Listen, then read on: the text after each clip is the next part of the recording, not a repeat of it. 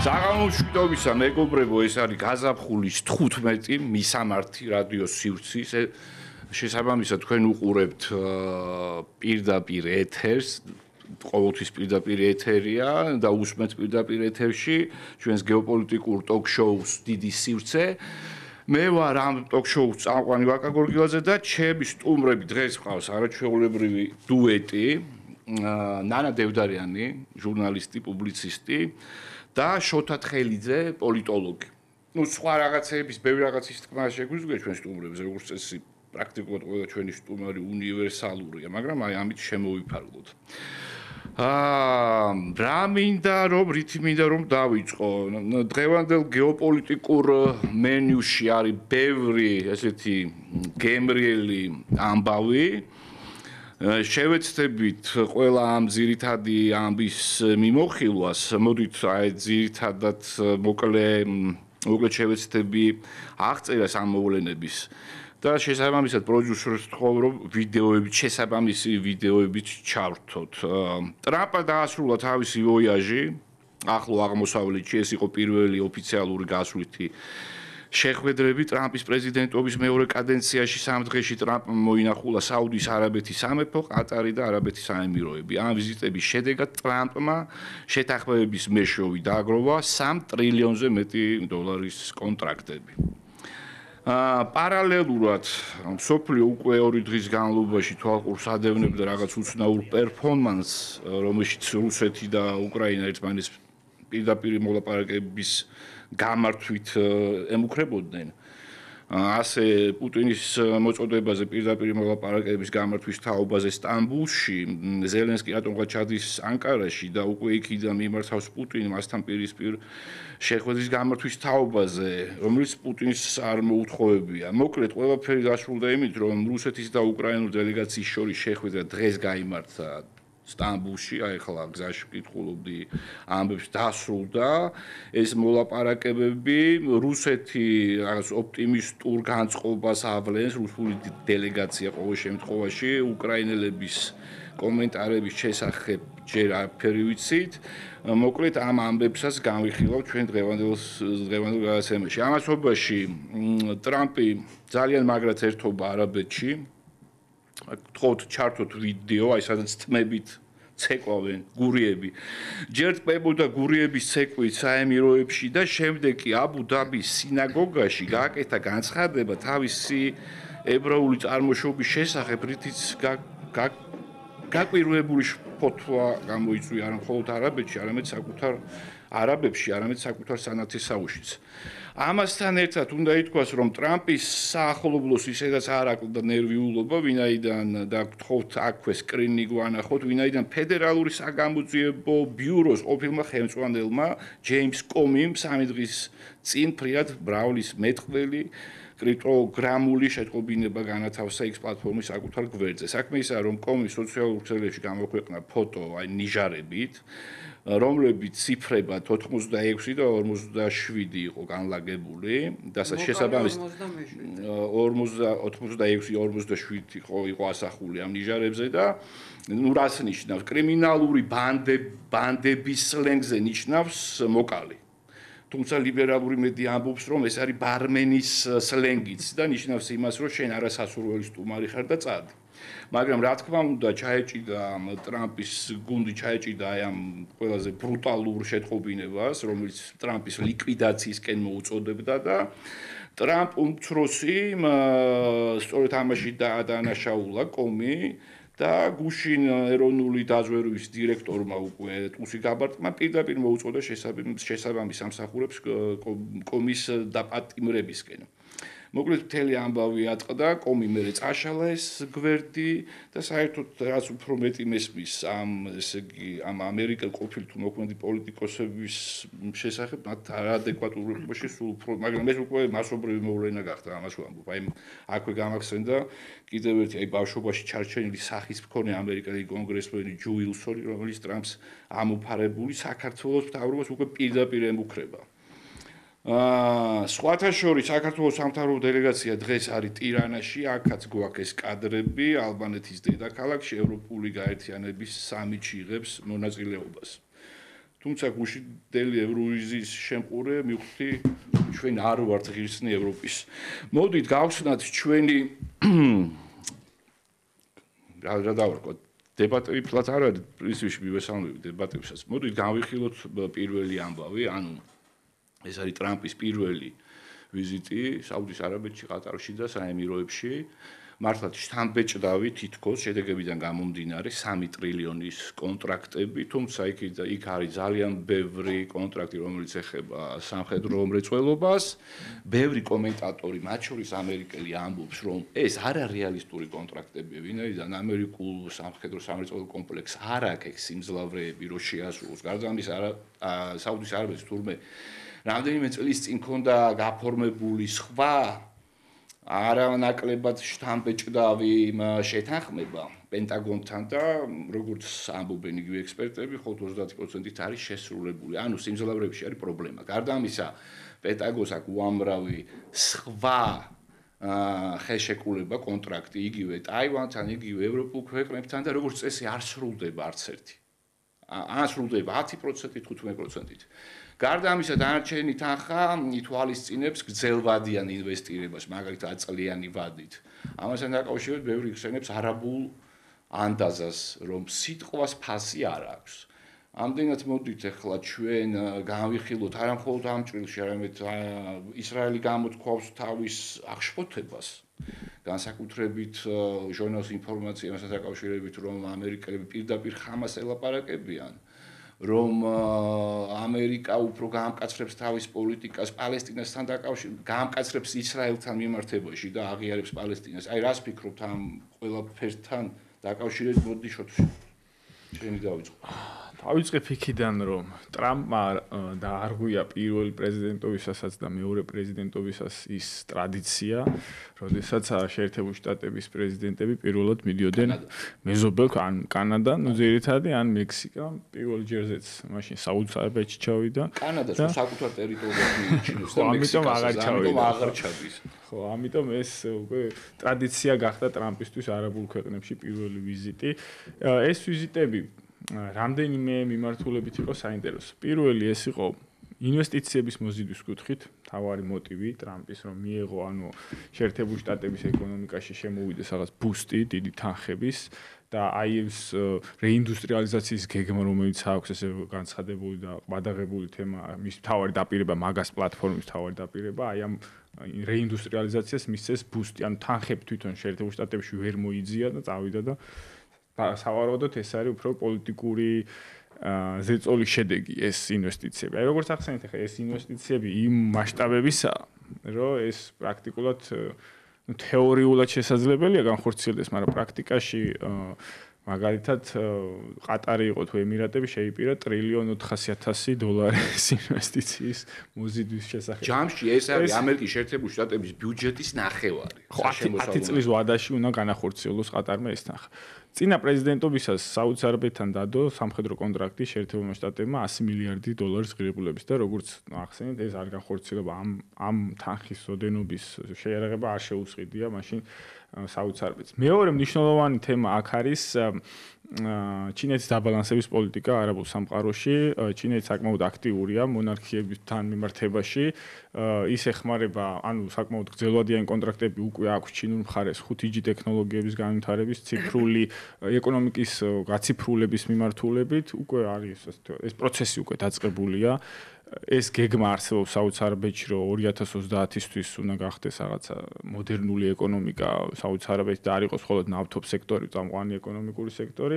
ამიტომ ჩინელები არის სანდო გრძელვადიანი პარტნიორი და აი ამისი დაბალანსება სურდა დონალდ ტრამპს და შეიპირა, რომ NVIDIA-ს ჩიპებს შეიძენენ ეს მონარქიები საომავლოდ, ესეც რამდენად განხორციელდება. რასაც უკვე ამერიკელები აპროტესტებენ სხვათა შორის და ვინაიდან უსაფრთხოების საკითხად თვლიან ამას და იმასაც ფიქრობენ და ამბობენ პირდაპირ რომ შეიძლება საუდების, არაბების მეშვეობით ჩინეთში განხორციელდეს ამ ჩიპების ექსპორტი. და ზოგადად შეიძლება ესეც შევაფასოთ, რომ ესო ტრამპის სურვილი საკუთარი ეს 100 დღიანი პრეზიდენტობის გარკვეულწილად წარუმატებლობა გადაიფარა და საკუთარი ეგო დაეკმაყოფილებინა აი ამ ტრილიონიანი ინვესტიციებით, რომელიც არიელი? სანახევროდ შეიძლება დიდი ნაწილი მაინც აქ პიარია. თქვენ ახსენეთ ისრაელის საკითხიც, ესეც საინტერესოა, გარკვეულწილად რაღაც პერსონალური წყენების კონტურები იკვეთება ნეთანიაჰუს და ტრამპს შორის და შეიძლება ეს გაუმდინარეობს იქიდან, რომ ნეთანიაჰუმ დაიწყო ტრამპის შემოვლითი გზებით საკუთარი დღის წესრიგის განხორციელება, შეერთებული შტატების გავლით, ხო? ეს მაიკ უოლცის გადაყენების ეპიზოდიც გვახსოვს, რომ მაიკ უოლცი ტრამპთან შეუთანხმებლად იყო ასე ვთქვათ დიალოგზე ნეთანიაჰუსთან. ტრამპის მოთმინებაც, ასე ვთქვათ, ილევა, მას სურს, რომ ღაზის კონფლიქტი დაამთავროს. ნეთანიაჰუს ინტერესებში ეს არ შედის. სულ რომს გათავისუფლდეს ყველა დაკავებული ჰამასის მიერ, ეს ომი მაინც არ დასრულდება, რაც აი ამ სამშვიდობო გეგმებს ტრამპისას რაღაც პრაქტიკაში ვერ ახორციელებს და ასევე ესეც ცხადია, რომ ნეთანიაჰუ აძალებს შეერთებულ შტატებს, რომ დაიწყოს სამხედრო აგრესია ირანის მიმართ, რაც ასევე ტრამპის ინტერესში არ შედის და ნუ ეს ომანის მოლაპარაკებებიც არის ბენიამინ ნეთანიაჰუს დღის წესრიგის ჩაშლა. ანუ ეს მოცემულობები გვაფიქრებინებს, რომ ეს პოლიტიკური კინკლაობა უკვე არსებობს ნეთანიაჰუსა და ტრამპ შორის კიდევ ესეთი ირანთან ესკალაციის თემა ჯერჯერობით გადაიდო. რამაც ჰუსიტებთან დაპირისპირება მაჩვენა და გავრცელდა ინფორმაცია, რომ აი ინდოეთის ოკეანეში დიეგო გარსიას სამხედრო ბაზიდან ის 7 ავიაბომბდამშენი, რომელიც ჩაიყვანეს შეერთებულმა შტატებმა, ის უკან წაიყვანეს, არ ვიცი ყველა თუ არა, ნუ რაღაც ნაწილი უკვე წაიყვანეს, რაც ასე ვთქვათ, უკვე იმის ნიშნებია, რომ სამხედრო ესკალაცია ირანთან მიმართებაში არ იქნება. და ჰუსიტებმა დაამარცხეს ამერიკის შეერთებული შტატები, ანუ რა გამოდის? New York Times-ის სტატია გამოქვეყნდა, სადაც წერია, რომ ამ თვინახევრის განმავლობაში შეერთებულმა შტატებმა ვერ შეძლო საჰაერო უპირატესობის მოპოვებაც კი ჰუსიტებთან, რაც ნიშნავს იმას, რომ ეს გეგმა რაც იყო, ნუ ამ სტატიაშივე იყო ეს გეგმა გამოთქმული, რომ 30 დღეში უნდა მიღწეულიყო გეგმა. გეგმა იყო ჰუსიტების ლიდერშიპის განადგურება. როგორც ეს მოხდა ჰეზბოლას შემთხვევაში და ჰამასის შემთხვევაში და ეს შედეგი, ასე ვთქვათ, ვერ დაიდო და ნუ ხარჯები უკვე ასტრალური იყო, რაც ტრამპისთვის არის ძალიან მტკივნეული თემა. ნებისმიერი ხარჯი შეერთებულ შტატების უკვე არის მისთვის. არ დაგვიწყეს, რომ ორი თვითმფრინავი დაკარგეს. ხო, ორი დაკარგეს და ასევე ამ სტატიაშივე იყო, რომ კინაღამ F-35 უკვე ზედა ხარისხობრივად უფრო განვითარებულია, ასე ვთქვათ, ავიამოიერიშის დაკარგვის საფრთხეს დადგა. ანუ საფრთხის ქვეშ იყო საკმაოდ ძირადღირებული სამხედრო ტექნიკა და ასევე ამერიკული სამხედრო პრესტიჟიც, იმიტომ რომ ეხა ეს ჰუსიტების თავდასხმები ამ ტრუმენის ავიამზიდზე უკვე ძალიან პრობლემური ხდებოდა. და საპირისპიროდ არ არსებობდა რაღაც კონკრეტული გეგმა, რითაც აი ამ ეს მიზნები მიიღწეოდა, ხო? ნუ თვითონ იემენში ხმელ ტერიტორიაზე არ არსებობს სადაზვერვო ინფორმაცია შეერთებულ შტატებში, არც ისრაელს არ აქვს. ოპერაციის გარეშე ჰუსიტების განადგურება. სახმელეთო ოპერაცია პრაქტიკულად ახლა გამორიცხულია, მოდი ვთქვათ, ახლა ავღანეთის ომის შემდგომ ახლა ეს უფრო რთული ტერიტორიის რელიეფია. დასავლეთ ნაწილი იემენის და მით უმეტეს ახლა ტრამპი კიდე სახმელეთო ომს არ მგონია საერთოდ თუ დაიწყებს. თვითონ ვერა და პროქსიც არ არის უბრალოდ. ხო, პროქსიც ამ შემთხვევაში არ არის. ნუ ამ შემთხვევაში ისრაელს მოუწევს დამოუკიდებლად ამ მიმართულებით საკუთარი მიზნების, ასე ვთქვათ, განხორციელება. და ეს ნიშნავს კიდევ ერთი ფრონტის გახსნას და ხო, ბატონო.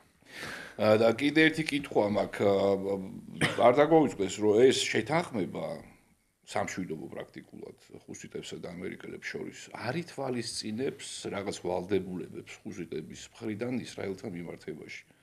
და ჰუსიტები კვლავ განაგრძობენ გუშინას განხორციელდა გარკვეული შეტევა და ისრაელი იძულებული იყო კი მორიგი ბალისტიკური რაკეტა ისროლეს ბენ-გურიონის აეროპორტის მიმართულებით. ხო, ამ შეთანხმებაში ებრაული ნაწილი არ არის ჩადებული.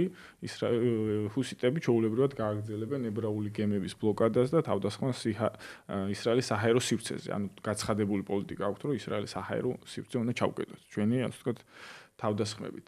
უბრალოდ 2023 წელს დაწყებული სამხედრო ოპერაცია ჯერ კიდევ ლოიდ ოსტინის მიერ, რის გამოც დაიწყეს ეს ოპერაცია, ისევ იქ არის დამთავრებული, ანუ როგორც თალიბანის შემთხვევაში რის გამოც დაიწყეს 2001 წელს ომი, ისე დაამთავრეს 2021-ში, ხო? ანუ დაახლოებით, ანუ სტატუს კო რეალურად არ შეცვლილა და ამიტომ შეიძლება ეს წარუმატებლად მოუნათლოთ ეს სამხედრო ოპერაცია ამ შემთხვევაში. კი ბატონო ნანა, რა სიტყვია? მე მგონი ჩვენ არა მარტო ესეთი მსოფლიო დიდი გადალაგების მომსწრე ვართ, არამედ ომზე და მშვიდობაზე ტრადიციული შეხედულებების გადახედვის პროცესში ვართ. ხლა ის რომ შეერთებულმა შტატებმა ვერ აჩვენა შედეგი ავღანეთში და დამთავრდა ყველაფერი ძალიან სამარცხვინოდ, ეს ამაზე ტრამპიც ლაპარაკობდა სრულიად სამართლიანად. ის რაც ხდება ახლა ახლო აღმოსავლეთში და მე არ მეჩვენება რომ მოულოდნელი და გაუაზრებელი იყო განცხადება იმის შესახებ რომ მე ნახევრად ებრაელი ვარ. რაღაც თვითონ ამით დააბალანსა, ასე ვთქვათ, მონარქიულ სამ კარზე შეხვედრები და მოლაპარაკებები. მე კიდევ ერთი უკრაინის ომმა აჩვენა რომ შეიარაღება და სამხედრო სამრეწველო კომპლექსის მიმართ დამოკიდებულება რადიკალურად არის შეცვლილი. თუ ადრე მანამდე იყო ის რომ ფული ჭირდებოდა სამრეწველო კომპლექსს რომ შეიარაღება ეწარმოებინა, ხო და მე ესე იგი თავად უკვე ამის შემქმნელები იყვენ დაინტერესებული პირები რომ სადღაც ეს გამოყენებულიყო და მერე მარაგები შევსებულიყო. უკრაინის ომმა აჩვენა რომ მდგომარეობა არის სრულიად კატასტროფული. რუსეთის მიერ წარმოებული შეიარაღება, ახლა ევროპა მას ვერ გამოეკიდება, რამდენიც ეს ილუზორული მილიარდები და ტრილიონები არ გამოყოს და ჯერ სად მოიძიებენ ეგ ძალიან დიდი კითხვაა. და იგივე შეერთებულ შტატებში დიდწილად ეს ვითარება არის უკრაინის ომის გამოც გამოწვეული, მაგრამ გამოგრჩება ჩვენ ხედულობიდან რომ აი ამ დღეებში გავრცელდა ინფორმაცია, თავად ამერიკელებმა გაავრცელეს ეს ინფორმაცია, რომ ასეულობით მილიონი დოლარის შეიარაღება უკრაინამ ან ვერ მიიღო, ან მიიღო არასაბრძოლო კონდიციის. ახლა რთული არ არის იმის განსაზღვრება 700 მილიონის. ხო, 700 მილიონი, სხვადასხვა ეტაპზე იქ 200 მილიონი კიდე და კიდე. ასე რომ მთლიანად ეს სამყარო, ომის და მშვიდობის ეს სამყარო მთლიანად იცვლება, ეს პარადიგმა იცვლება.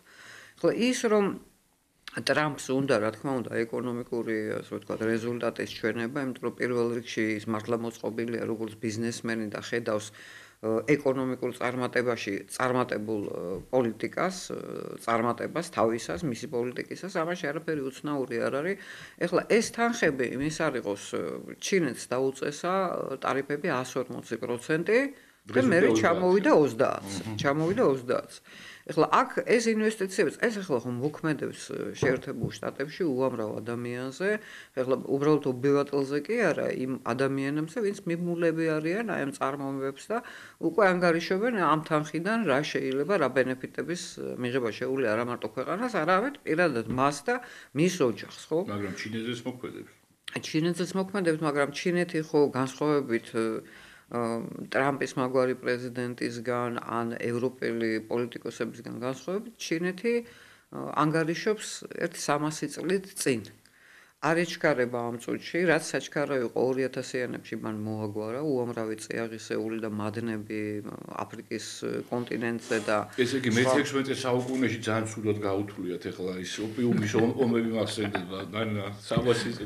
არა, ხა მე ვამბობ მათ სტრატეგიულ გეგმებს, თორე ხა ქონდა ისეთი ჩავარდნები და წარუმატებელი პერიოდები, ხა ჩინეთს არ აქვს ასე იავარდით მოფენილი უახლესი ისტორია. და რომ ტრამპი ანუ აქ არის მსგავსება სხვათა შორის ზელენსკისა და ნეთანიაჰუს შორის გარკვეული, აი შოთა ლაპარაკობდა ამაზე, რომ ნეთანიაჰუ ცდილობს რომ რაღაცნაირად ჩაეთრიოს ტრამპი და ამერიკის შეერთებული შტატები ირანთან წინააღმდეგ, ხო, რაღაც ბრუტალურ დაპირისპირებაში, სამხედრო დაპირისპირებაში და ასე შემდეგ. იგივე ცდილობს ზელენსკი, ანუ ნატოს ჩართვას რუსეთთან კონფლიქტში და ტრამპი მართლაც და ამით არის გამორჩეული და ვერაფერს ვერ იტყვის, ამ კაცს ზულს ომი და თავის პირველ საპრეზიდენტო ვადის დროს ვიცით რომ ერთადერთი პრეზიდენტია მე მგონი აი ამ 100 წლის განმავლობაში რომელსაც არ იყო ჩართული და არა წარმოებდა ომებს ამ თვალსაზრისით აქაც თანმიმდევრულია აი რა იგივე უბრუნდები შოთას ნათქვამს ხუსიტებთან დაკავშირებით როგორც კი დაინახა რომ ეს კონფლიქტი მას ძალიან დიდ ზარალს მიაყენებს და რეპუტაციულსაც მათ შორის ესევე ეგრევე მოიფიქრეს რაღაცა რომ ხუსიტებს თურმე დანება სურთ და მოკლედ ემუდარებიან ეგ სამშვიდობო შეთანხმების. ხო, არ ფიქრობ რომ აქ არის გარკვეული საფრთხე, როდესაც ერთის მხრივ ისრაელი, მეორეს მხრივ უკრაინა ცდილობს ტრამპის ჩართვას ამ კონფლიქტების დარეგულირებაში და სხვათა შორის ერთ-ერთი აქ საინტერესო არის ეს გზამკაფიო შეტყობინება, რომ მხოლოდ სრულ განადგურებამდე უნდა დამთავრდეს ეს კონფლიქტი. ანუ ზელენსკი გულისხმობს რუსეთს, უკრაინის დაბრუნებას 2011 წლის საზღვრებში, იგივეს ამბობს ნეთანიაჰუ, ანუ სრულ განადგურებას პალესტინის ამ შემთხვევაში. აი, ამაში ვერ ხედავ საფრთხეს გარკვეულწილად. ხო, მოდი პირდაპირ ესე ვთქვათ, რომ ტრამპი არ არის ადვილად ჩასათრევი რამეში.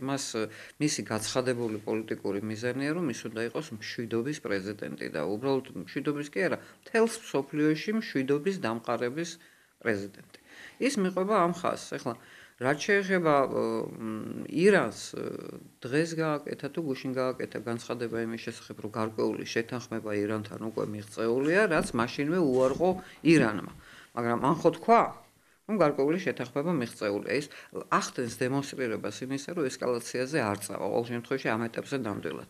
ეხლა რაც შეეხება ზელენსკის, მე მგონი მას თვითონაც აღარ ჯერა, რომ რამე შეიძლება 91 წლის საზღვრებში დაბრუნდეს, ის რომ რუსეთს გაანადგურებს, გასაგებად აუხსნეს ტრამპის თანამებრძოლებმა, მაგრამ არ უნდა ამის აღიარება და რა თქმა უნდა, მას აქვს სურვილი. არ მახსოვს მომიყოლია თუ არა ეს ძველი ანეკდოტი, ავტობუსში ამოდის ნარკომანი. ნუ ყველის აბამე ვინ მომერევა. ნუ ყველა გაჩუმდა იფიქრეს ახლა რახან ესე იძახის ეთყობა რაღაცის თავი, ყველა გაჩუმებულია. ნუ კიდე აბამე ვინ მომერევა, ნუ ისე ყველა შენი მესამეჯერაც რომ დაიძახა, უკან რიგიდან წამოდგა ვიღაცა ესეთი სპორტული აღნაგობის კაცი და მე მოგერევი უთხრა. შენ რა გქვია, ჩემი შალვა. მე და შალვას ვინ მოგერე? ეხლა ზელენსკისთვის რა თქმა უნდა მისწრება არის რომ ვინმე ყავდეს ასეთი შალვა სრულში რომ მე და შალვას ვინ მოგვერევა, მაგრამ ეს არ გამოდის. და ევროპის ლიდერების განცხადებები იმის შესახებ რომ აი ჩვენ ბოლომდე ვიბრძოლ, ჩვენ რუსეთს დავამარცხებთ. სულ უფრო სასაცილო ხდება, იმიტომ რომ ყველაფერი არის ტარანა არის თვლით, ხო? ესე იგი ის ზარალი, ეხლა დღეს აპროტესტებდნენ უკრაინელები, მათი დელეგაცია, რომ რუსეთს უნდაო, რომ 2022 წელს რო სტამბოლში შევხვდითო, ტოლობის ნიშანი დასვას ამ მოლაპარაკება და ეს შეუძლებელია, მარტო ის არის საერთო, რომ სტამბოლში ვართ ისევ. 2022 წელს რომ მიღწეულიყო რაღაც შეთანხმება და არ ტყუის ტრამპი რო ყოფილიყო მაშინ პრეზიდენტი, ალბათ ეს მოხერხდებოდა და ჯონსონის დონეზე არ გადაწყდებოდა ამ მოლაპარაკებების ჩაშლა. 22-ში რომ ეს შეთანხმება შემდგარიყო და პუტინ შეექმნებოდა დიდი პრობლემები რუსეთში ეჭვი მაგ. დიახ, და რა თქმა უნდა იმდენს ვერ წაართმევდა უკრაინას, რაც წაართო და რაც თავარი ახლა ზელენსკის თუ უკრაინაზე ოდნავ მაინც შესკივა გული, რამდენი სიცოცხლე იქნებოდა გადარჩენილი, ხო? ეხლა დღეს ლაპარაკი, მათ შორის ამერიკული დელეგაციის მხრიდან რომ მკვლელობები უნდა დამთავრდეს და ეს უნდა 2 წლის წინ რომ დამთავრებულიყო, რამდენად ნაკლები ადამიანი დაიღუპებოდა, ხო? ანუ ჩვენ ვართ რაღაც ძალიან უცნაურ ეპოქაში, როცა პოლიტიკოსების განცხადებები სულ უფრო კარგავს ფასს, არაბული ანდაზის არ იყოს, სიტყვას ფასი არა აქვს, დღეს ერთ სიტყვიან, ხვალ მეორე სიტყვიან, ამ დროს ომი მიმდინარეობს, იქ დღეს ახლა დასრულდა პირველი რაუნდი იმით, რომ 4 რუსეთის მიერ დაპყრობილი თუ ოკუპირებული თუ როგორც უძახიან ესენი უკვე კონსტიტუციით აღიარებული 4 რეგიონის დათმობაზე დაბრუნებული რუსებიზე დაბრუნებული. ხო, დაბრუნებული და უკვე კონსტიტუციაში ასახული. რომ უკრაინამ უარი განაცხადა ამის მიღებაზე. და ესე იგი უკვე დელეგაცია ადგა რუსული და გამოსვლის წინ უთხრეს, რომ თუ დღეს 4-ზე არ ხართ თანახმა, ხვალ იქნება 5. ნუ მიანიშნეს პირდაპირ მედინსკი დელეგაციის ხელმძღვანელმა ეს ბრძანა. ხო და აი ასეთი ვითარებაა, ხო, თუ რაიმეზე შეიძლება ლაპარაკი ისტორიას ახსოვს არაღიარებული რაღაც ტერიტორიები, როცა მე არ ვაღიარებ, მაგრამ de facto ვიღებ, რომ ეს ასეა და ტრამპი მიყვება ამ ხაზს, ხო? და ყირიმის დაბრუნებაზე უკვე ლაპარაკიც აღარ არის. ანუ როგორ არის იცით, არის ადრე როცა არ იყო სოციალური ქსელები, არ იყო ინტერნეტი და ინფორმაცია ასე მყისიერად არ მოიპოვებოდა, ხო? რაღაცას რო იტყოდა რომელიღაც პოლიტიკური ლიდერი, 1-2 დღე მაინც იყო ძალაში, სანამ არ გაირკვევოდა, რომ ეს ასე არ ყოფილა. დღეს ყველაფერი მომენტალურად იცვლება. ეხლა რა შეეხება ტრამპს, მან ასე ვთქვათ, დემონსტრირება მოახდინა იმისა, რომ კი, თუ საჭიროა მე ჩავალ თურქეთში და მეორეს მხრივ დაზიანა, რომ კი რასელოდებოდა ზელენსკი ეხლა როგორ ჩავიდოდა პუტინი, როცა მე არ ჩავდივარო. და ხაზი გაუსვა, რომ შენ არავინ არ ახარ, შევხვდებით მე და პუტინი და ჩვენ მოვილაპარაკებთ. და აი ეს ხაზი გრძელდება, ამას აგრძელებს ასე ვთქვათ რუსული მედიაც და პროპაგანდისტული მანქანაც და ეს დელეგაციაც და პოლიტიკური წრეებიც.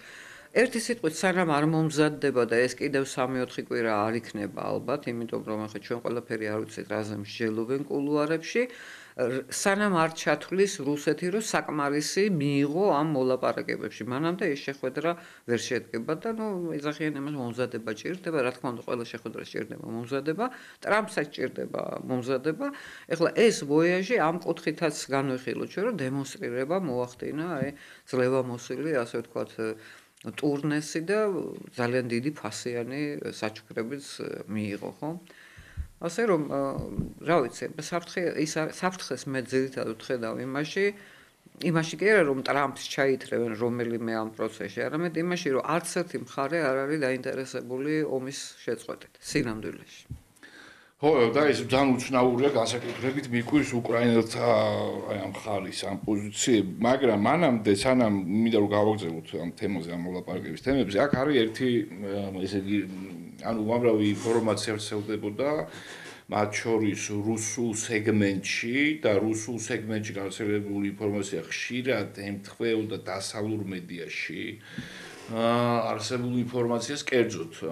ანუ ეს მას შემდეგ რაც პუტინმა 15 იანვარს შესთავაზა შეხვედრის გამართვა სტამბოლში რუსული სეგმენტი ძალიან აქტიურად განიხილავდა ჩემგან გასაკვირად იმას რომ პუტინის ჩასვლა იყო საკმაოდ რეალური ტრამპთან შეხვედრაც სტამბოლში. არ ვიცი ზელენსკის ვინ რა უკანახა, რატომ უკანახა, მოკლედ ეს გადაწყვეტილება ძალიან უცნაური, როდესაც ჩადის ანკარაში. სრულიად გამჭვირვალედ გამოჩნდა დღეს უკვე. ვინ კარნახობს მას გადაწყვეტილებებს, ესე იგი პირდაპირ სტარმერმა ჩაუსვა. ხო შეიძლება უფრო რბილად რომ რაციონალური რჩევის მიცემა. ანუ რა ეგონათ ახლა ჩავიდოდა და ახლა პუტინი ეს ხო ვაშკარად შენ თუ გინდა სამშვიდობო შეთანხმების მიღწევა შენ არ ახდენ პროვოცირებას პუტინის რომლის ფსიქოპორტრეტი ახლა ცნობილია ყოველ შემთხვევაში იმ ნაწილში რომ აი ესეთი ზეწოლით ულტიმატუმით ვერაფერს ვერ მიიღებ, ხო?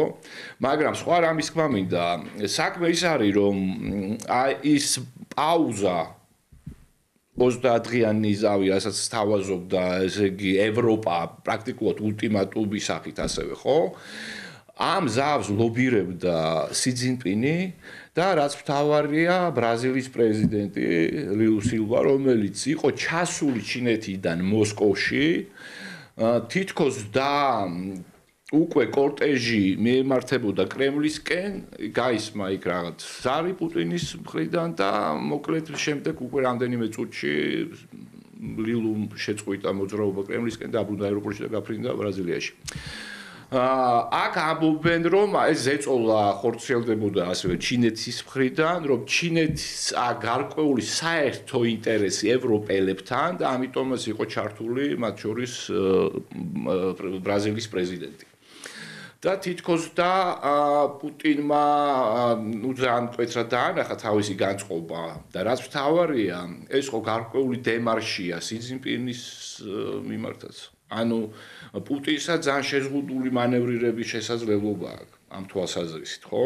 აი რას ფიქრობ შოთა ამასთან დაკავშირებით? ლულას ჩასვლასთან დაკავშირებით რამდენიმე დეზინფორმაცია გავრცელდა და დადასტურებული არ არის და იმ მოსაზრებას რომ ხა ლულა ბრაზილია აწარმოებს წინეხს ამ შემთხვევაში პუტინზე ეს ომია. როგორც სი ძინპინი გზავნილი, როგორც მესენჯერი. არა დამაჟირებულა ჩერჩემია.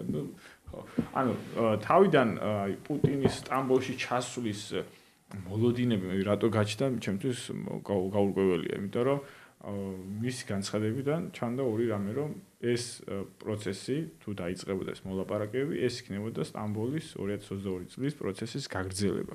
ანუ იმ დონიდან უნდა გაგრძელებულიყო, როდესაც შეწყდა, ანუ რაღაც ქვედა დონის რგოლებიდან. მესამე, ამითი, ასე ვთქვათ, უკრაინული მხარე ჩააყენა წამგებიან მდგომარეობაში იმ გაგებით, რომ თუ მაგალითად 2022 წლის მარტში ვერ შევთანხმდით, ეხლა რანაირად უნდა შეთანხმდეს უკრაინული მხარე რამეზე, ხო? იმის მერე უფრო მეტი ტერიტორია დაკარგა, უფრო მეტი ადამიანი დაკარგა, ეკონომიკურად, ასე ვთქვათ, ქვეყანა პრაქტიკულად ბიუჯეტი აღარ აქვს ქვეყანას, ემიგრაცია გაზრდილი. ანუ შიდა მოხმარებისთვის ზელენსკის პერსპექტივიდან ეს არის საკმაოდ წამგებიანი. ეხლა რა უნდა უთხრას საკუთარ უკრაინის მხარდამჭერებს, რომ ეხლა უნდა შევთანხმდეს 3 წლის თავზე, ხო? ანუ თავიდანვე, როგორ გითხრათ, რუსულ მხარესაც რეალურად სურს, რომ უკრაინა არ დათანხმდეს ამ მოლაპარაკებებს. ნუ უკრაინელებისთვისაც ესეთ ანუ უკრაინული პერსპექტივით ეს იყო ნახევრად დამამცირებელი მოლაპარაკებების შეთავაზება, იმიტომ რომ როგორც ნახეთ, მოადგილეების დონის ჯგუფი გაეგზავნა რუსული მხრიდან, ნუ მედინსკია, ნუ ყოფილი კულტურის მინისტრი და ნუ უკრაინული მხრიდან ყველა მინისტრის დონის ჩავიდა. ნუ პრეზიდენტის ადმინისტრაციის ხელმძღვანელი აქედან გამომდინარე იყო, რომ ეს ახლა დიპლომატიური კინკლაობა ვნახეთ ჩვენ გუშინ, რომ სტამბოლში ჩასულ რუსულ დელეგაციას არ იახნენ ანკარაში ჩავიდნენ ეს უკრაინული დელეგაცია და მხოლოდ მეორე დღეს, ანუ დღეს გადაწყდა, რომ ისინი ერთმანეთს შეურაცხყოფების იყო. ზელენსკი ბუტაფორიული, ლავროვმა არარაობად შეერაცხა იქ ზახაროვს საცოდავი. ხო, რაც შეეხება თვითონ აი ეს პოზიციონირება ორივე მხრის, ესეც იმაზე მიანიშნებს, რომ რეალურად არცეც არ სულ შეთანხმება. ნუ როგორც ნახეთ, დღეს გაცხადდა, რომ მაქსიმალისტური პოზიციებიდან დაიწყო რუსულმა მხარემ საკუთარი მოთხოვნების დაყენება, რომ ყველა ეს 4 ოლქის ტერიტორია უნდა დათმოს, რომელსაც ვერ აკონტროლებს ამ შემთხვევაში რუსული მხარე. ეს არის საკმაოდ მიუღებელი და გაიყვანოს ძალები. ხო, გაიყვანონ ძალები და ნუ საპირისპიროდ, ახლა ზელენსკის განცხადება ვნახეთ, რომ ყირიმი დარჩება უკრაინის ნაწილად. ანუ ეს ორი პოზიცია არის ანუ ერთ განზომილებაში ვერ თავსდება ეს ორი პოზიცია. ესეც მიანიშნებს, რომ კიევსაც არ სურს ამ ომის დასრულება და ეს მისთვის უფრო ეგზისტენციალური საკითხია. თუ ომი დასრულდა, ომის დასრულებაც არა. ცეცხლის შეწყვეტის შეთანხმება გაფორმდა და დროებითი ზავი გაფორმდა. ეს რას ნიშნავს? პირველი ეს არის ზელენსკის პოლიტიკურ ძალაუფლებას ემუქრება საფრთხე, მან უნდა დანიშნოს არჩევნები, მის ეს თუ პრაქტიკულად შეუზღუდავ ძალაუფლებას, დაემუქრება საფრთხე და მეორე ეს ეკონომიკური მიმართულებით ის ფინანსები, რაც აქამდე მიდის უკრაინაში, ევროპიდან, თუნდაც შეერთებული შტატებიდან, ის ოდენობები აღარ იქნება, იმიტომ რომ ნუ თუ ომი დასრულდა, ეხლა შენ რთულია ევროპული საზოგადოებები დააჯერო, რომ ახლა კიდე მილიარდები უნდა ხარჯო უკრაინაში.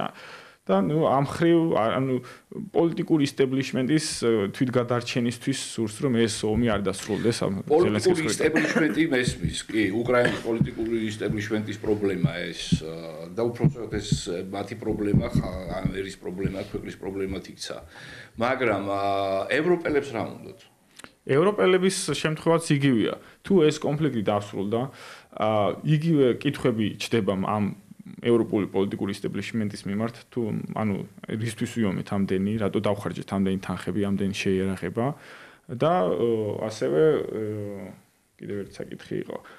ხო, შეერთებული შტატების თავდაცვითი ქოლგა ევროპაზე შესუსტდება.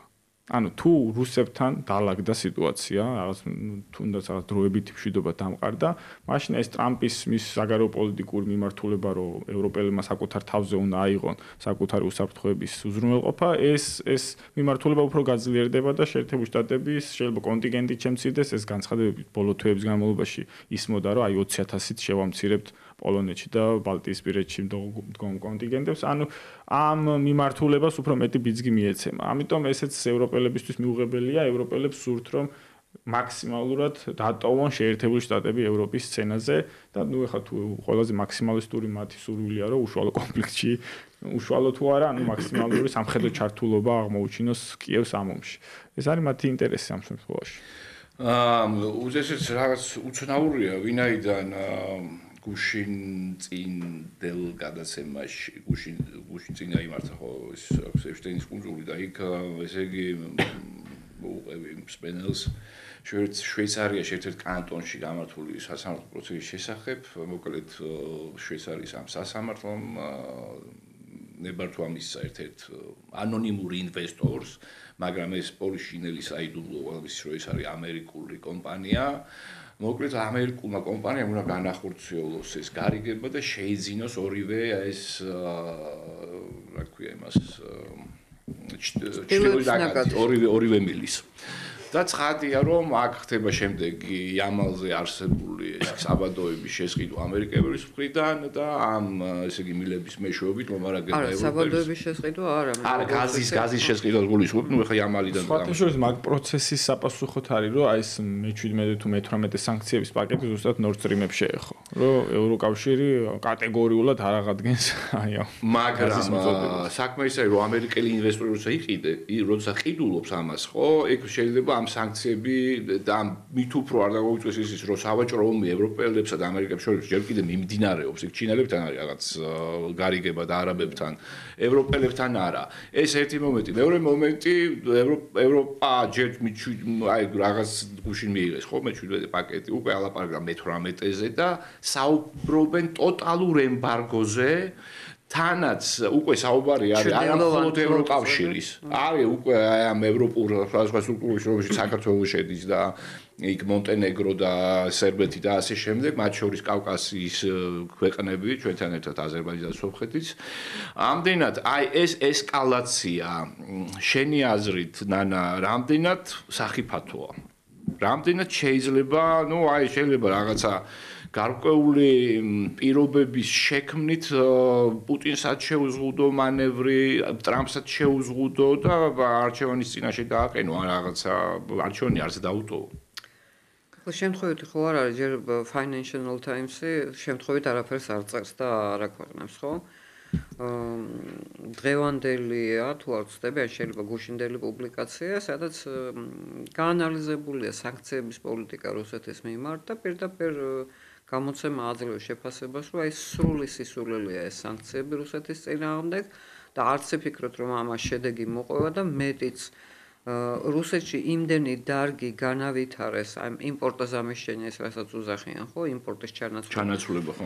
რომ აბსოლუტურად არ აინტერესებს რუსეთს ამ სანქციების მოხსნა და პირიქით, ეს შეიძლება შიგნით იყოს დაძაბულობის გამომწვევი. ამიტომ მთელი ეს სანქციების ვაკხანალია, ხო, გუშინწინდელი გადაცემის არ იყოს, როცა ურსულამ სასამართლო წააგო ძალიან სერიოზულ საკითხზე, მათ შორის ამ Pfizer-თან დადებული კონტრაქტის გამო და მეორე დღეს გამოაქვეყნა ტვიტი, რომ ჩვენ რუსეთს ამას უზავთ, იმას უზავთ, დავამარცხებთ, გავანადგურებთ და ასე შემდეგ. ანუ როგორც შენ ამბობდი, ყველაფრის გამართლება არის თუ იტყვი, რომ აი კრემლი ცუდია, პუტინი საზღარია და ჩვენ მათ გავანადგურებთ. ნუ ჩვენ ხო ვიცით ეს. ხო, ეს ჩვენთანაც ხო ასეა. დემოკრატიის შუქურა რო ყავდა. ჩვენთანაც ზუსტად ეს ფორმულა მუშაობს და ამ ფორმულის გამომყენებლებმა ვერ გაიგეს, რომ უკვე აღარ პრავდება ეს ამით რა. სხვათა შორის დღეს წამოწდა ეს ფრიდრიხ მერცს, რომ უკრაინის ომი არის ევროპის პოლიტიკურ დღისწესრიგთან დაკავშირებული ომი. კი, აბსოლუტურად. ხო, პოლიტიკურ სისტემასთან დაკავშირებული. და ამიტომ ესე იგი მე ვთვლი, რომ სახიფათო არის ის, რაც როგორც იქცევა დღევანდელი ევროპული პოლიტიკური ელიტა და ეხლა სხვა ძალიან შორს რო არ წავიდეთ, ჩვენ თავზე განვიცდით ყოველ დღე თუ ყოველ შემთხვევაში კვირაში ორჯერ მაინც სრულიად უსამართლო ბრალდებებს, სრულიად მუზომავ განცხადებებს. საფუძველი, ანუ ხო, ეხლა რაც არ უნდა ვაკრიტიკებდეთ რაღაცა სარკასტული კომენტარები ქონდეს და ამ შემდეგ. წარმოუდგენელია, ხო, ეხლა შეიძლება რაღაც გარკვეულ კოგნიტურ შესაძლებლობებში გეპარებოდეს ეჭვი, ხო? მაგალითად მე სტარბერის იმაში ძალიან ეჭვი მეპარება, მაგრამ ნუ აი მერც ეხლა ძირითადად არაფრით ისედაც ეს არჩევაც ხო ძალიან პრობლემური იყო, ანუ ის პირველი შემთხვევა ხო მეორე მსოფლიო ომის შემდეგ, როდესაც შეთანხმების შედეგად შეთანხმებული კანცლერი პირველ ტურში ვერ იმარჯვებს, ხო? მაგრამ ნუ ამ ადამიანებმა მიაღწიეს არიან პოლიტიკური ისტებლიშმენტის ნაწილი მაკრონი ძალიან ესეთი ნიჭიერი პოლიტიკოსია ვინაიდან ამ ვითარებაში ინარჩუნებს დღემდე პრეზიდენტობას არა მხოლოდ პრემიერ-მინისტრის ყავს საკუთარი მიუხედავად იმისა რომ ის პოლიტიკური პარტია დაბალი რეიტინგის მქონე თვითონაც ყველაზე დაბალი რეიტინგი აქვს საფრანგეთში რა არის ისტორიული ფობია რუსეთის ეშინიათ თუ აი რა არის შოთამ თქვა რომ ერთ-ერთი თავარი ამოცანა არის რომ ამერიკა შეინარჩუნა როგორც კოლგა შენ რას ფიქრობ ну ეხლა ეს ისტორიული ფობიები იმდენად რამდენადაც დღევანდელი ევროპული პოლიტიკური ელიტის უმრავლესობა არის პირდაპირ ვიტყვი არ მომერიდება უციგნოდი და ისტორიის არ მცოდნე ან ძალიან ზედაპირულად მცოდნე ხლა აქ ტრამპმა გამოავლინა, როდესაც 8 მაისი გამოაცხადა მეორე მსოფლიო ომის გამარჯვების დღეთ, ანუ 2 სექტემბერი დაავიწყდა. თან ამერიკელების თავარი სცენა. ხო და ნუ ეს ახლა იმდენად თვალნათელია, რომ აქ ახლა ეძებო მიზეზები იმაში რომ მეცმა ხო იცის ისტორია, მაკრონმა ხო იცის. არ ვიცი, მე მგონი არიციან, ვაკა, იმიტომ რომ ისტორია როცა იცი და ხარ გერმანიის და საფრანგეთის ლიდერი, ის მაინც უნდა გახსოვდეს, რით დამთავრდა გერმანიის და საფრანგეთის დაპირისპირება რუსეთთან.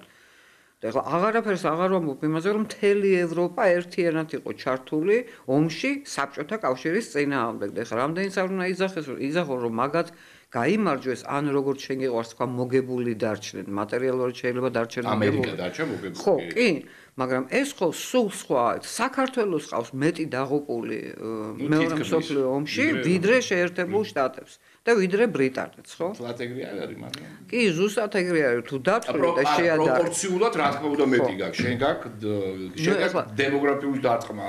დემოგრაფიულის გარდა ახლა 250,000 კაცი დაკარგა შეერთებულმა შტატებმა მეორე მსოფლიო ომში და ჩვენ 300,000 დავუკარგეთ ახლა. პროცენტებს თავი დავანებოთ და მოსახლეობას 400,000-ზე მეტია იქ არ ვიცი მე ვეყრდნობი ახლა ტრამპს როგორც მოქმედ პრეზიდენტს ტრამპს მე ხო და ამას გეუბნებოდი რომ ისტორიის მიმართ არის მეტისმეტად ზერელი და გამოყენებითი დამოკიდებული როდესაც ვამბობ ისტორიოფობიაზე მაკრონმა ხო იცის რომ ნაპოლეონი თავს დაესხა რუსეთის იმპერიას. მერსმა ხო იცის რომ ჰიტლერი, დრახნახ, ოსტენ იყო გამოცხადებული. ხო და ამაშიც კი ეჭვმეპარება უკვე. ამაშიც კი ეჭვმეპარება, იმიტომ რომ თუ ეს იცი, არ ილაპარაკებ ისე როგორც ეგენი ლაპარაკობენ. კი ბატონო, ეს ძალიან მნიშვნელოვანია, რასაც შენ ამბობ, მე დღეს ხო გზაშიც გელაპარაკებოდი, ანუ აი ეს პაվել შელინის მიერ ძალიან საინტერესო რუსი ფილოსოფოსი და მოაზროვნე არის ეს კონცეფციები. როგორ შეიძლება რუსი ფილოსოფოსი იყოს და კარგი და მოაზროვნე? არა კორექტული. მე მგონი ინგლისში ცხოვრობს. ნუ მაშინ შეიძლება, მაშინ. მოკლედ, ამბობ შემდეგ რამეს და მინდა რომ ესეც გავიხილოთ, მაგრამ მით უფრო 9 მაისმა გაიარა. ამბობს რომ არის რამდენიმე ნარატივი, მითოსი, რომელიც არის აი ამ სივრცეში, ანუ ევროპულ, ევრაზიულ, ატლანტიკურ სივრცეს გულისხმობს, რომელიც გულისხმობს სხვადასხვა ინტერპრეტაციას იმისა, რაც მოხდა მეორე მსოფლიო ომში. და სხვათა შორის ძალიან საინტერესოა მართლაც. პირველი ის რაც ტრამპმა გამოაცხადა, ჩვენ მოვიგეთ, ჩვენ გავიმარჯვეთ, ჩვენს გარეშე ვერ ფაშიზმის, ეხლა მთელი კაცობრიობა ილაპარაკებდა ნაწილი იაპონურზე, ნაწილი გერმანულ ენაზე. ევროპელების არის ორი ნარატივი. პირველი რომ კი დავამარცხეთ ეს ფაშისტური გერმანია, მაგრამ რა სამწუხაროა რომ არანაკლები ბოროტება იყო სტალინის, რომელსაც ჩვენ მოგვიწია ერთად, ესე იგი ამის და ეს გამარჯვება არასრულფასოვანია. მეორე ევროპული ნარატივი, რომელიც აი ამ ნეოფიტები ავრცელებენ ანუ ბალტიისპირეთს გულისხმობ, აღმოსავლეთ ევროპას, რომ სტალინი და საბჭოთა კავშირი არანაკლები კი არა მეტად უფრო დიდი ბოროტება იყო ვიდრე ჰიტლერი და ეს იყო ისტორიული შეცდომა არა ამას რომ პოლონელები და ბალტიისპირეთი ამაზე გიждები მე თორე სხვა არაფერზე და ამდენად ეს ომი გრძელდება და ეს ომი უნდა დამთავრდეს ჩვენი გამარჯვებით და არის საბჭოთა კავშირი ანუ ძირითადად ახლა რუსები არცელებენ ბუნებრივია ამ ნარატივს რომ ეს ევროპა ყოველთვის იყო ფაშისტური და ნაცისტური სინამდვილეში ჩვენ გვიწევდა რასაც შორტ ამბობს ჩვენ გვიწევდა დაპირისპირება გაერთიანებულ ევროპასთან და ეხლა აქვეყნებენ სხვადასხვა მონაცემებს, ამ მონაცემების თანახმად აი ამ დაკავებული ტყვეების შორის მხოლოდ 70%-ამდე გერმანელები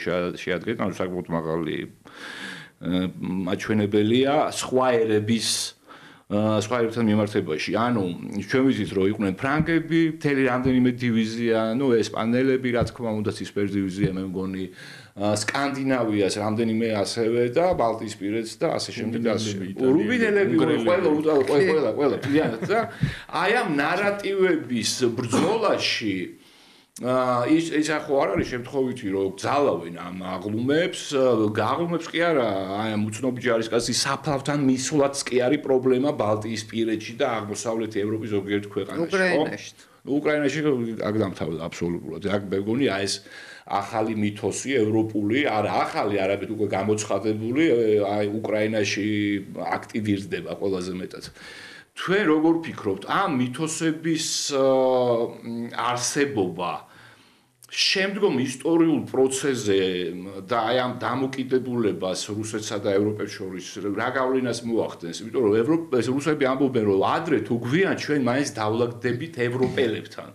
რის იმედი აქვს ამ შემთხვევაში რუსებს და ისევ და ისევ ევროპელების რაღაცა პროგნოზირება მინდა ევროპული საერთო პოლიტიკის. ამ ნარატივებს ყველაფერს გადაალაგებს ის თუ ვინ გაიმარჯვებს ამ ომში, ვინ დარჩება გამარჯვებული, მოგებული კი არა მატერიალურად, იმიტომ რომ მოგებული ზელენსკი როა დღეს ეგრე პარეული არის, ხო?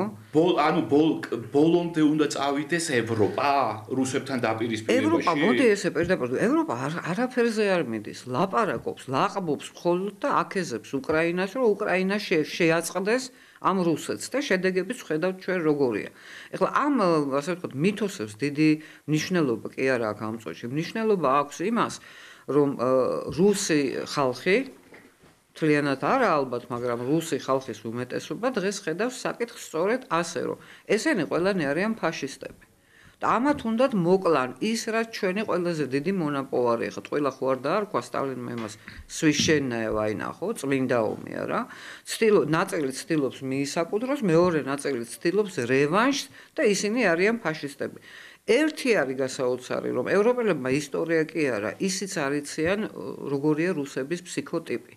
რომ როცა შეეხები ამ საკითხს, რაც მათთვის არის მართლა ეგზისტენციალური მნიშვნელობის, მშიერი დაждდება რუსი, მაგრამ თავის გამარჯვებას ომში, თუ ერთში და თუ მეორეში არ დათმობს. მოსკოვი და პეტერბურგელი აღარ დაждდება, ნანა. ხო, არა, მოსკოვი და პეტერბურგი და ეკატერინბურგიც კი ბატონო, მაგრამ მე გეუბნები ძირითად მასას, რომელიც ავსებს მებრძოლთა რიგებს ამ ომში, ხო? შენს აი ამ მოსაზრებას აბსოლუტურად ადასტურებს, ანუ ეხლა მოვიკითხე, მედინსკის კიდე ერთი ფრაზა. ესე იგი, ნუ ეს ხო თქვა, რომ ეს მეხუთე რეგიონს ელოდეთ მაშინ და კიდევ ერთი თქვა, მოლაპარაკების დროს ერთ-ერთი ამერიკელი ჟურნალისტი, ესე იგი, აი ამ გაჟონილ ინფორმაციას ეკრნობოდა, რომელიც მიიღო, არ ვიცი ვიღაც, ან უკრაინელებისგან, ალბათ თურქებისგან, რომელიც ხოთაშეს მოდერაციას ახდენენ ამ შეხვედრის და მედინსკის აქ ნათქვამი ის რაღაცა, რომ ჩვენ მზად ვართ ვიომოთ 3 წელი, 4 წელი თუ დასჭირდა 10 წელი, შვედებს 21 წლის განმავლობაში ვეუბნებთ, თქვენ ამისთვის მზად თუ ხართ, თუ აცნობიერებთ ამას და ესეც იყო ესეთი შეტყობინება უკრაინელებისთვის. შოთიკო, შენ რას ფიქრობ? იმის გათვალისწინებით, რომ მედინსკი თავად არის უკრაინელი. უკრაინელი წარმოშობით და არის ისტორიკოსი. კი.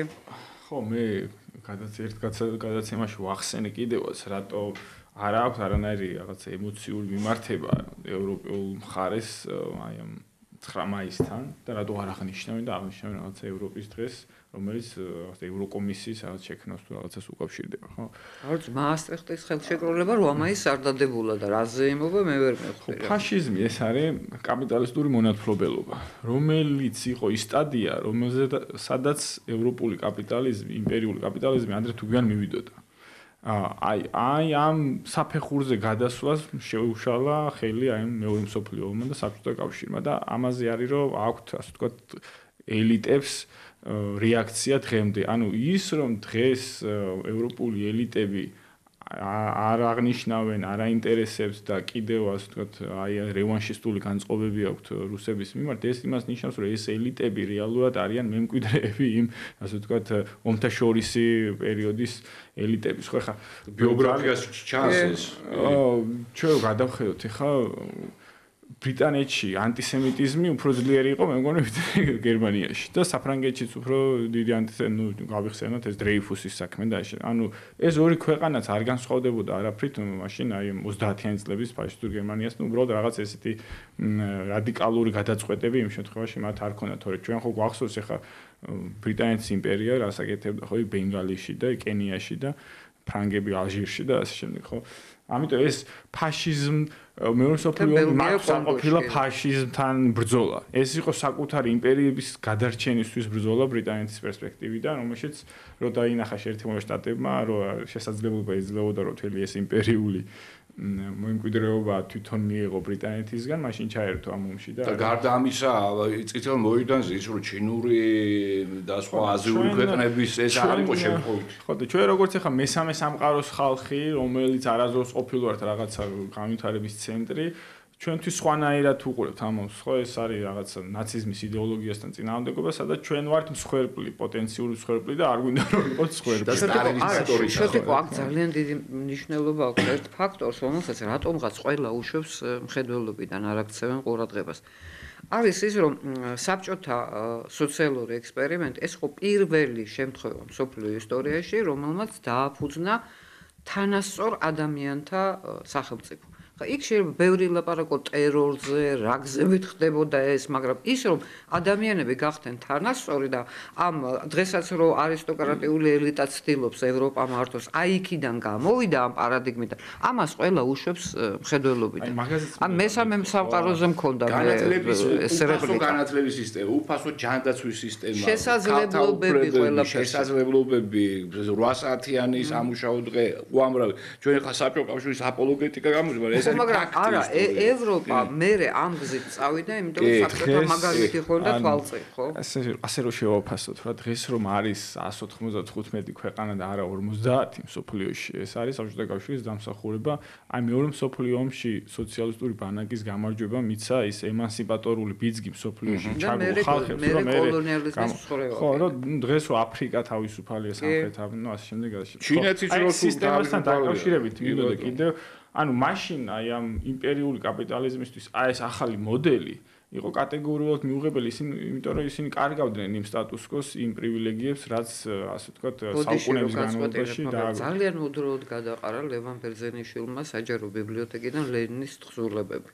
იქ იმდენი მნიშვნელოვანი რამე, მათ შორის ყველა ეს საკითხი არის განხილული. ფაშიზმზე ცხადე აღწერს, მაგრამ რა არის იმპერიალიზმი და რა არის კაპიტალიზმი და საით მიდის და რა უნდა მოიტანოს, ეს ყველაფერი იქ დაწერილია. ამიტომ საბჭოთა კავშირი როგორც სისტემა იყო საფრთხე მათთვის და დღეს რეალურად იგივეს შეიძლება ვხედავთ ჩვენ ჩინეთთან მიმართებაში. ანუ ჩინეთი კონკურენტი არის არა მარტო როგორც მზარდი ეკონომიკა და ტექნოლოგიურად რაღაც განვითარებული სივრცე, არამედ როგორც ალტერნატიული პოლიტიკური სისტემა, რომელიც საკმაოდ დიდ კითხვის ნიშნებს უჩენს დასავლურ პოლიტიკურ სისტემებს. ხო, ნუ ჩვენ ცხოვრობთ იმ წარმოდგენაში, რომ ეს დემოკრატია, მულტიპარტიულობა, რაღაცა მედია თავისუფლება არის აუცილებელი იმისთვის, რომ ჩვენ მივახციოთ კეთილდღეობას და თურმე ჩინეთი აჩვენებს, რომ ეს არ არის თავარი.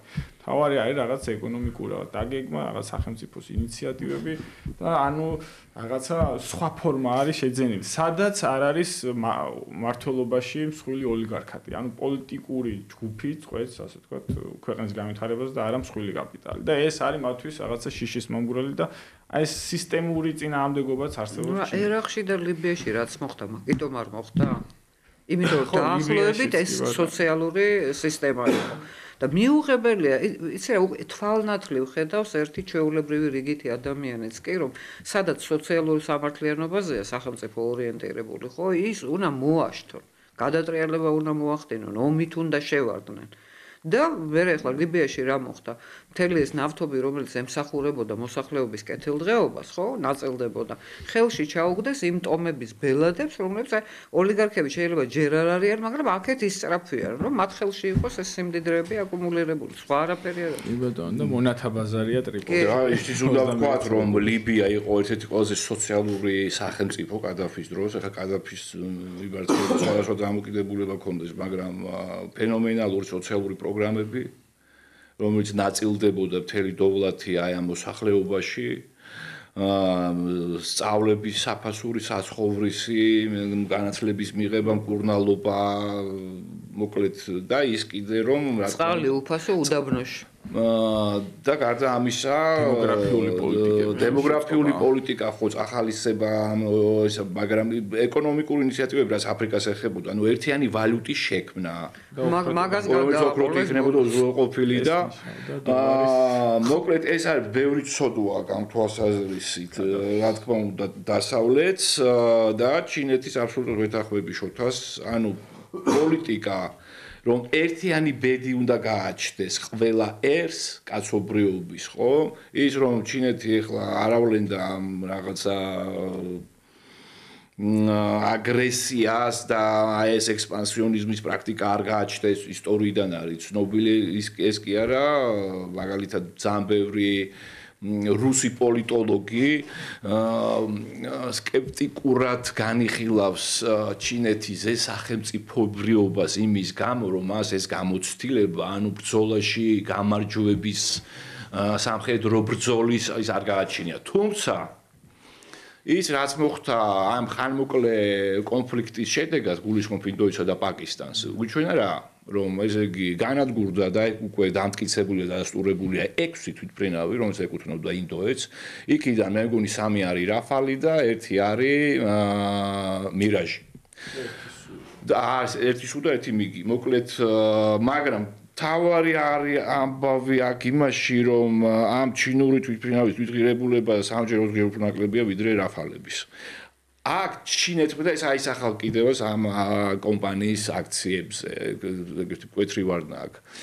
აი ეს ასპექტის რო გავიხილო, ჯერ ინდოეთ-პაკისტანის ომი, ვინ იყო ინსპირატორი ამ ომის თქვენი აზრით და ამ ომის შედეგად რას ვიღებთ იქ?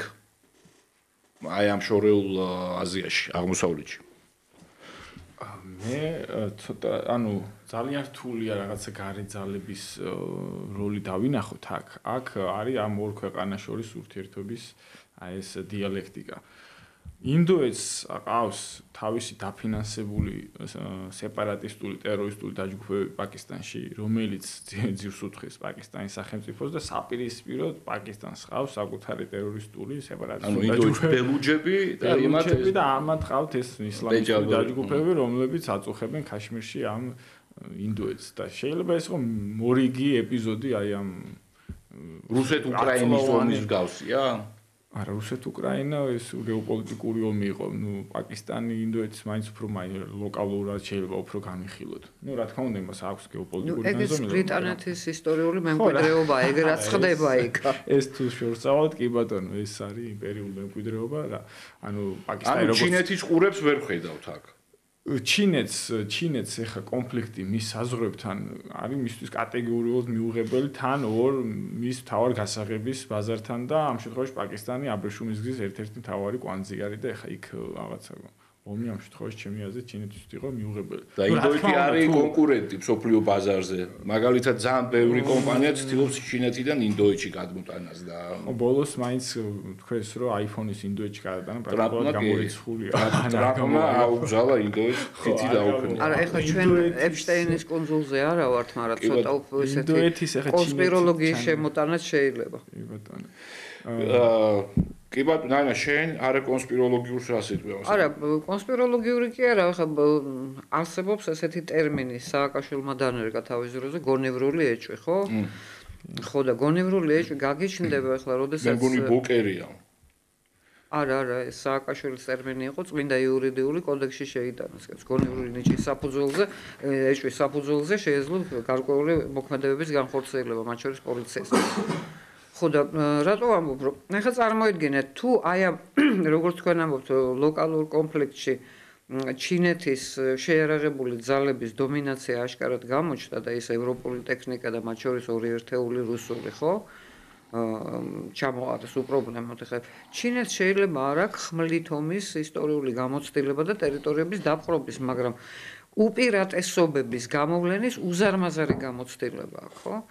ეს უპირატესობა არის უკვე სერიოზული უპირატესობა და დღეს რაც მოხდა იმის კვალდაკვალ ინდოელები ძახიან ჩვენ გავიმარჯვეთ, პაკისტანელები ძახიან ჩვენც გავარჯვებული, ყველა გამარჯვებულია, მე თუ მკითხავ გამარჯვებულია ჩინეთი, რომელმაც სხვის ტერიტორიაზე აჩვენა საკუთარი ასე ვთქვათ, უპირატესობები, მათ შორის შეიარაღების და სამხედრო ტექნიკის თვალსაზრისით. ვის აწყობდა ახლა ეს ინდოეთში და პაკისტანში? ახლა ვინმე იფიქრებს, რომ მე ბრიტანეთი არ მიყვარს, მე ბრიტანეთი მიყვარს როგორც სახელმწიფო, არ მიყვარს მისი იმპერიული პოლიტიკა და ეს საუკუნეებს ითვლის და ახლა ის რაც ხდება დიდწილად არის ბრიტანეთის დამსახურება, ისიც დავინახეთ ჩვენ, რომ ინდოეთი ბრიტანეთისთვის დღესაც ახლა სიტყვით არ ამბობენ, მაგრამ აღიქვამენ როგორც საკუთარ, ასე ვთქვათ, საუფლოს, სადაც ბევრი რაღაცის გადაწყვეტა შეეძლოთ და დღესაც ახერხებენ სხვადასხვა გზებით. მე ვფიქრობ, რომ ეს იყო მცდელობა, მაგრამ როგორც კი წყალი გადაუკეტეს პაკისტანს, იქ დამთავრდა ყველაფერი. აი ეს არის მაჩვენებელი, როგორ შეუძლია ბუნებრივ ფაქტორს იმოქმედოს ძალიან სერიოზულ პოლიტიკურ პროცესებზე. თორე ჩვენ ისიც გვახსოვს, რომ ტიგროსის და ევრფრატის შეტრიალებას აპირებდნენ, ხო, და ერაყის უწყლოდ დატოვებას. აქვს ეს ის ეპოქა, დღეს ის ეპოქაა, როცა შეიარაღებაზე მეტი ძალა აქვს აი ესეთ რესურს, როგორიც არის მაგალითად წყალი. აღარ ვლაპარაკობ გაზსადენებზე და ზაპოროჟიეს ატომურ ელექტროსადგურზე და ასე შემდეგ. და რა თქმა უნდა, მოგებას, სად ნახავს კაპიტალი მეტ მოგებას. და ყველას რატომღაც ავიწყდება აი ამ ლაპარაკში, კი, ხო, ამერიკა კაპიტალისტური ქვეყანაა, ევროპა კაპიტალისტურია, სოციალური, ასე ვთქვათ, ნიშნებით, რაც ესესხა საბჭოთა კავშირს, მაგრამ რუსეთიც დღეს კაპიტალისტური ქვეყანაა. დეკლარირებულად კაპიტალისტური და თუ რამეს ვერ მიაღწევს რუსეთი, სწორედ იმიტომ ვერ მიაღწევს, რომ ის არ არის აი იმ თანასწორობის სახელმწიფოს მემკვიდრე დღეს. და კიდევ ის, რომ ყველაფერი მარტო იარაღით არ გვარდება. და მათ შორის ის რაც საქართველოსთან დაკავშირებით დაემართათ რუსებს, ძალიან ცუდად დაუბრუნდებათ. ძალიან ცუდად, იმიტომ რომ ეს ეხლა უკრაინასთანაც, საქართველოსაც სამივე მართლმადიდებელი ერი ეხლა ამას რო ანგარიშს არ გაუწევ და სხვა რაღაცა მოტივები წამოვა წინა პლანზე. დნესტრისპირეთშიც. კი. და აი ეს ახლა წარმოიდგინე ვიღაც ზის და ხითხითებს დღეს იმის გამო რომ მართლმადიდებლური სამყარო შიგნით ერთმანეთს ეომება და ამ დროს ძლიერდება ვიღაც სულ სხვა. აი ეს არის საფრთხის შემცველი და ეს არის ის ფაქტორები, რასაც ყველა თვალი უნდა გაუსწოროს. კი ბატონო, აბსოლუტურად გეთანხმები და ბოლო ასპექტი განვიხილოთ როგორც ყოველთვის, ესე იგი საქართველოზე მოდით, ანუ რა ხდებოდა ამ ერთი თვის განმავლობაში. კობახიზის წერილი პირდაპირ ადრესატი ტრამპი. ესე იგი ეს უცნაური კაცი ბავშვის სახით ჯო ვილსონი, მისი გამოხტომები მუდმივი. დღეს პატივცემული ბატონი ფიშერი ესწრებოდა სასამართლო პროცესს, ესე იგი უპრეცედენტო ეს არის. ყველანაირი დაუწერილი და დაწერილი წესი. არ არის უპრეცედენტო. ეს დანერგეს შეერთებული შტატების საელჩომ დანერგა ჯერ კიდევ როდის იცი? კიცმარიშვილსა და რუსთავის მერიას შორის რო იყო სასამართლო დავა, როგორც სამსახურში, ისე დადიოდა ელჩი. მე ვამბობ დიპლომატისთვის.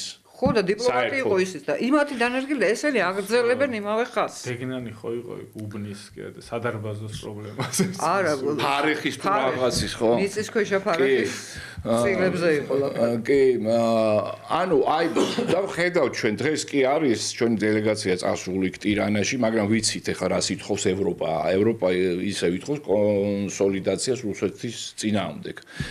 ჩვენი პოზიციაც არის ცნობილი. გასაგებია რომ ბევრ რამეს ჩვენთან მიმართებაშიც გადაწყდება მას შემდეგ როგორც კი მოგვარდება რუსეთ-უკრაინის ომი, თუმცა რუსეთ-უკრაინის ომი შეიძლება გაგრძელდეს მომავალ წელსაც და ასე შემდეგ. თუმცა მე მაინც იმას ვიტყობ, რომ შეიძლება წელს დასრულდეს. თქვენი აზრით, საქართველოს რა საფრთხეები გააჩნია, ის ტონალობა, რომელიც ავირჩიეთ დასავლეთთან, გამართლებული არის თუ არა და როგორ მოვიხსენეთ მოკლედ? თქვენი რჩევები. მოდი შოთა. ჯერჯერობით საქართველოს რჩება ასე დასავლური არსენალის ერთ-ერთ ტყვიად, მოდი ესეთი დახასიათება მივცეთ, სანამ როგორც ახსენეთ ეს უკრაინის კონფლიქტი არსებობს. მე როგორც უყურებ ამ პროცესს, რეალურად დასავლეთ სურს ომის დროებით გაყინვა. და არა აი ეს რუდკოვზის, რასაც რუსული მხარე იძახის, რომ გზელვადია იმ მშვიდობის დამყარება, მათ ინტერესი ამ შემთხვევაში არ შედის, იმიტომ რომ ეს არის მათი მარცხი რეალურად, ეს არის უკრაინის დათმობა და როგორც ვისაუბრეთ გასულ საათის განმავლობაში, ეს არის დასავლური პოლიტიკური ელიტების კრიზისის დასაწყისი. ამიტომ მათი ინტერესი აქ არის დროებით ამ კონფლიქტის გაჩერება, JDS-ის განცხადებაც ნახეთ, რომ რუსები ძალიან ბევრს ითხოვენ, ესეც ამაზე მიანიშნებს, ხო? ამიტომ ეს დროებითი გაყინვაც შეიძლება თუ რა თქმა უნდა გაიყინა, ასე ვთქვათ, დასავლური პერსპექტივიდან, ჩვენ შეიძლება ისევ ის სტატუს კო აღდგეს, რაც ქონდა დასავლეთთან ურთიერთობის, იმიტომ რომ ამ შემთხვევაში ჯერჯერობით საჭირო აღარ ვიქნებით. მაგრამ აი რაღაც მომავალში, რომ სადაც შეიძლება კიდევ გასკდეს, ხო, ეს კონფლიქტი, ჩვენ იგივე როლი გვექნება იმავე წარმატებით, როგორც ეხლა ვქონდა და მე რა იქნება უკვე მომავალმა იკითხოს. მართალს ამბობს შეთქო, ეს არის ამ ჭიტში ჩადებული ერთი ტყვია, ასე უყურებენ საქართველოს, რომ კაი არ გამოვიდა ერთხელ, ორჯერ, სამჯერ, ოთხჯერ და ბოლო-ბოლო იმდენი ხანი უნდა მოაწყვნენ აკაურობას, რომ გამოვიდეს, ხო? მეორეს მხრივ, ქართულმა ოცნებამ დამაჯერებელი გამარჯვება მოიპოვა სწორედ იმიტომ, რომ სწორად გაათამაშა მშვიდობის კარტი. და ხაზგასმა იყო ამაზე, მშვიდობის გამო იყო ის მხარდაჭერა, თორე სულ სხვანაირად დაალაგდებოდა ასე ვთქვათ, ამორჩევლების ხმები, ხო? დღეს ახლა ამ პოზიციის დათმობა ოცნება შიგნით დაუჯდება ძალიან ძვირი. ამას ემატება გარედან ზეწოლა, ახლა მე ცოტა არ იყოს გამიკვირდა ტონალობა იმ წერილის ღია წერილის, ახლა დიპლომატიური არხებით ბევრი რამ შეიძლება მოხდეს, მაგრამ ღია წერილი ტრამპის მიმართ ტონალობა არის საკმაოდ მძიმე. მე სწორედაც ვფიქრობ, რომ ტრამპის გააქტიურებას ცდილობს კობახიზე ევროპის აი ამ კონსოლიდირებული პოზიციის წინააღმდეგ, რომ იქნებ ამაზე იქონიოს ზეგავლენა. მე ასე ვხედავ.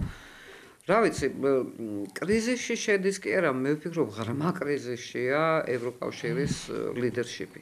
და რაც უფრო ადრე მიხვდებიან, რომ შიგნით უფრო უარესი მდგომარეობა აქვთ ვიდრე იმ ქვეყნებში, საქართველოს სახით, სადაც ცდილობენ ვითომ რაღაცის დაალაგებას და ზეწოლას, მით უკეთესი იქნება მაგათ. რაც უფრო მალე მიხვდებიან ამას. მე სამწუხაროდ ამის სიმპტომებს ვერ ვხედავ. ერთადერთი ვფიქრობ, რომ ეს ხო მუდმივი პროცესი, ახლა არ არის დღეს რა მოცემულობაც არის, ასე არ გაგრძელდება, ხო? ომი ან გაგრძელდება, ან შეიძლება გაიყინოს კონფლიქტი, ან რუსეთმა რაღაც მეტი მოითხოვს.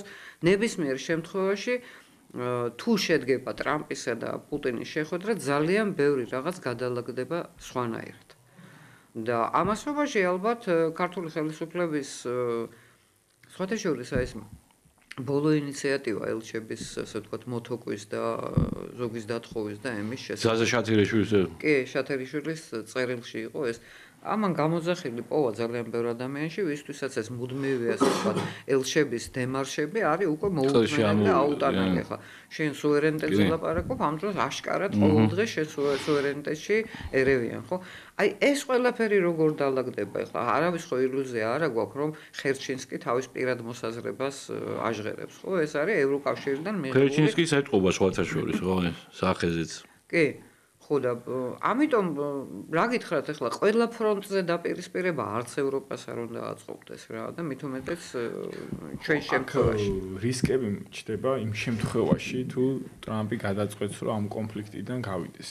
ოღონდ ეს გასვლა მე არ მგონია იყოს სამხედრო ასპექტიდან გასვლა, იქნება რაღაც პოლიტიკური, დიპლომატიური სივრციდან გასვლა. მე აღარ ვერევი რაღაც არც განცხადებებით, არც ანუ ჩემ პოლიტიკურ ძალისხმევას ამ კონფლიქტში. მაგრამ მნიშვნელოვანი შემცირება სამხედრო დახმარების ასევე დავარაუდებ. ანუ თუ ეს სცენარი განვითარდა, ჩვენ მიმართ კი პირიქით რისკები უფრო იზრდება, იმიტომ რომ რაღაც დამხმარე ის ყოველთვის დაჭირდება ამ შემთხვევაში დასავლეთს, ევროპას და ამ შემთხვევაში შეერთებული შტატების პოლიტიკური ისტაბლიშმენტის იმ ნაწილს, რომელსაც ოღონდ შოთა ესე იგი მე უფრო ველოდები იმას, რომ თუ დააპირებს უკრაინის კონფლიქტიდან გასვლას, საერთოდ ნატოდან გასვლა შეიძლება იფიქროს.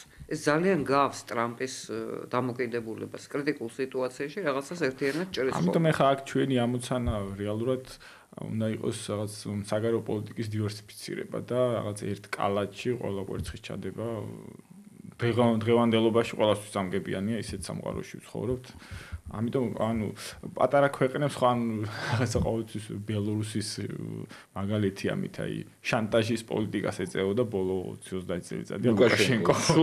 აშანტაჟებდა აქეთ რუსებს ევროპელებს აშანტაჟებდა რუსებით და ესეო. და ახლა იგივეს ვერ ვიტყვი, მაგრამ დაახლოებით ეს მსგავსი პოლიტიკების წარმოება სავარაუდოდ მომავალში იქნება საჭირო. ნუ ბუნებრივია, მრავალვექტორული პოლიტიკა, შეუძლებელია ხა სხვა რამ და გარდა ამისა, ალბათ უნდა ველოდოთ პროცესებს ევროპაში მათ შორის. ეხლა სლოვაკეთი, უნგრეთი ვიცით. კვირას არის საინტერესო. არის კვირას რუმინეთში და თუ კი სიმეონ იქ რაღაც არ მოიგონეს ისე და არ გააუქმეს და ეს უკვე ძალიან სასაცილო იქნება.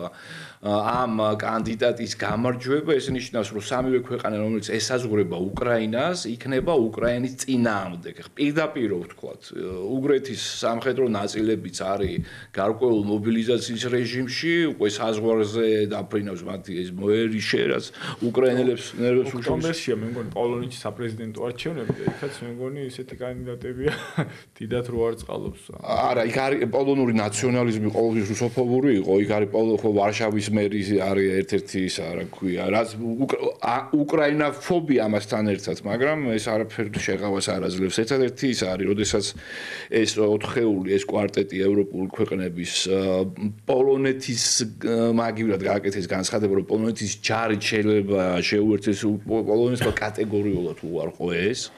ვინაიდან პოლონეთის შესვლა უკრაინაში გამოიწვევს გარკვეულ კითხვებს გერმანელების მხრიდან უკვე პოლონეთის ტერიტორიში არსებულ აი პრუსიის იდგა უკვე საკითხი. უგრმესი მადლობა, როგორც ყოველთვის ძალიან საინტერესო იყო და ამისთვის კიდევ ერთხელ მადლობას გეტყვით. ზვირფასო მეგობრებო, გემშვიდობებით, მოვალ 4 შაბათამდე შტეინის კუნძულამდე.